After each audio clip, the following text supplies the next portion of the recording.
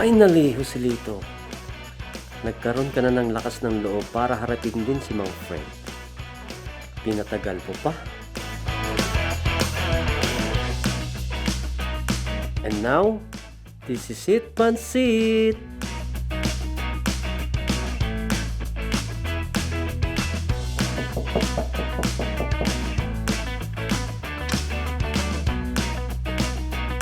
Ano yun?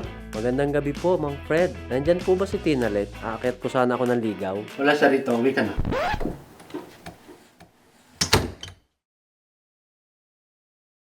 Nakakainis talaga yung Joselito. Tataluhin pa ako.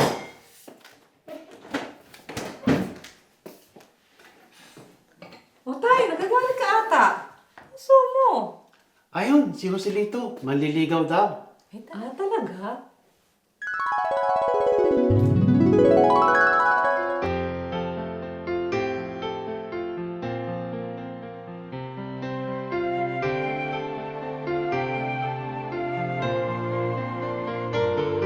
Hoy, huwag kang excited.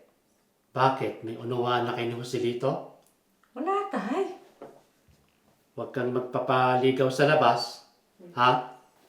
Talaga si tatay o. Kaya nga pa pumunta dito yung tao eh. Hoy, Tinalet, tumigil ka. Huwag kang assuming. Hindi nga po tay. Sige na nga po, tutulog na nga ako. Gabi na. Talaga ba? After all this time, nagkaroon din ng lakas ng loob si Joselito.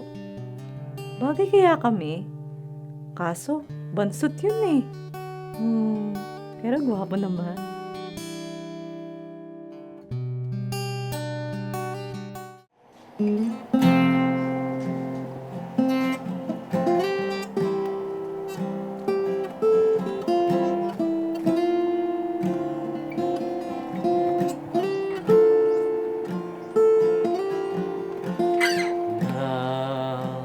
Ika'y dumating sa aking buhay.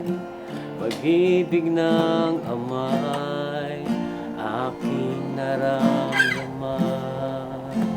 Ikaw ang siyang naging kasagutan sa matagal ko nang pinagdarasan.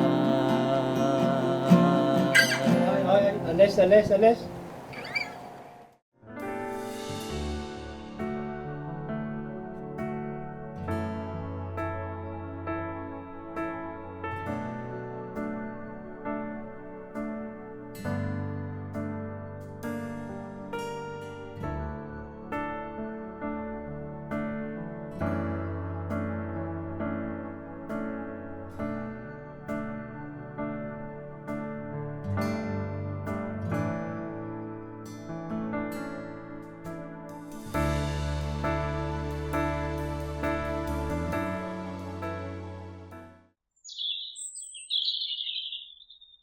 Sabi nila, tatagal daw yun eh. Hindi matagal. Bakit naman? Oo eh, madaling order eh. Ang marami. Oy, Tol! Balita! Ano lang, tol? Oo nga, tol. Basta. Basta naman. Balita. Okay yun. Balita ko tol eh, masugid yung mamanugang mo. Oo nga, Tol. Mukhang mabait naman si Josel ah. Mukha lang mabait mga tol. Baka naman gusto mo naman, ikaw ang ligawan bago ang anak mo. Saka nasa tamang gulang na naman sila. May trabaho naman si Josel. May sariling sasakyan at may bahay pa. Eh, bakit ba ayaw mo? Basta ayaw ko. Tol, hindi naman pwedeng basta ayaw mo. Dapat may tamang dahilan ka. Nag-asawa ka rin naman ng araw, di ba? Paano naman ako? Dadalawan na lang kami ng anak ko. Yan ang sinasabi ko. Yan ang dahilan, kaya ayaw mo payagan ng anak mo. Tanda mo, Brad, sa Biblia, ang payagan mo ang anak mo ng dalaga ng mag-asawa ay gumagawa ka na mabuti. At ang hindi mo payagan ng anak mo ng dalaga ng mag-asawa ay lalong gumagawa ka na mabuti. Pero dapat mayroon kang dahilan. Hindi lang dahil sa ayaw mo mag-isa. Halimbawa, kung nakikita mo yung anak mo na sa mapapangasawa niya, ikapapahamak niya, hindi mo man siya payagan, lalong gumagawa ka na mabuti. Oo nga tol, hindi naman masamang tao si Joseph. Tingnan mo nga, nililigawan yung anak mo at sa bahay niyo pa. Ibig sabihin, nirerespeto ka nun. Hayaan niyo mga tol, pag-isipan ko yung mga sinasabi niyo.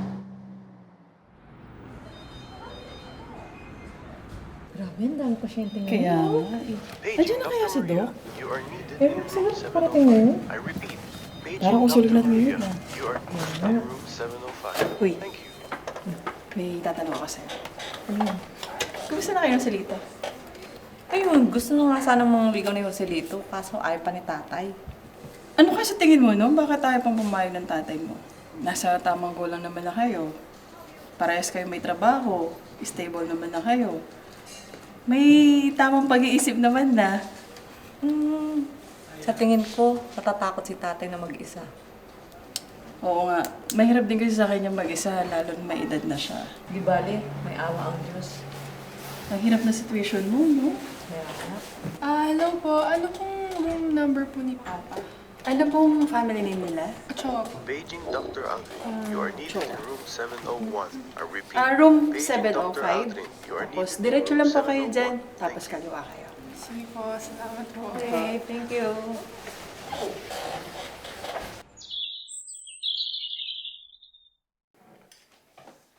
O, tay. Nakapalala ka naman ata dyan. Si Joselito po ba? Nag-worry lang ako anak mag-isa, balang araw. Bakit naman po ganyan ang iniisip niyo, tay? Matino at maayos naman yan si Joselito. Hindi ko naman mapipigilan kung mahulog ang loob mo sa kanya. Nasa tamang gulang naman na kayo at may maayos na trabaho. Pero anak, hindi ka maiwasang matakot. Dahil pag nag-asawa ka na, maiwanan akong mag-isa. Tay, hindi naman po natatapos ang pagiging anak ko sa inyo. Hindi naman po porkit mag-aasawa na ako, iiwan ko kayo. Siyempre, tatay ko kayo eh. Talaga ba anak? Paano na kung mag-ulyanin na ako? Opo, tay. Pag nag-asawa po ako, may makakatulong ko sa pag-aalaga sa inyo, di ba? Salamat sa Diyos anak. Maswerte ako dahil may anak kang mabait. Mas maswerte ako kasi kayo ang tatay ko. Kasi magulang ko kayo sa Panginoon. Sa katay, maliligaw pa lang naman po yung Joselito. Kinikilig ka naman. Ang advance mo naman po kasi mag-isip, tay. Siyempre, pakipot muna.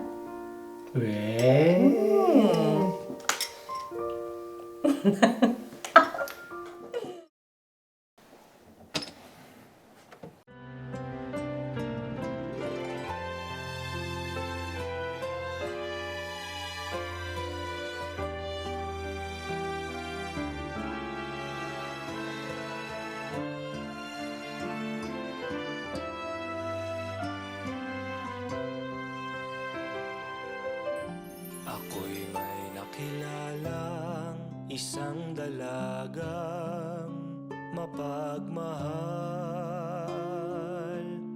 Mahinhin kumilos ang ugali.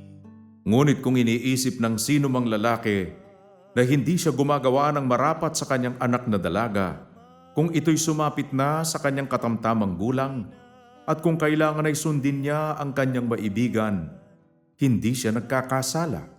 Bayaang mangag-asawa sila.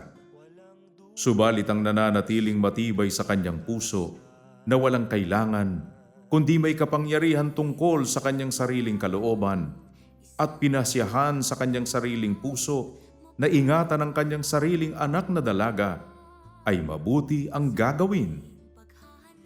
Unang Korinto 7:36 hanggang 37.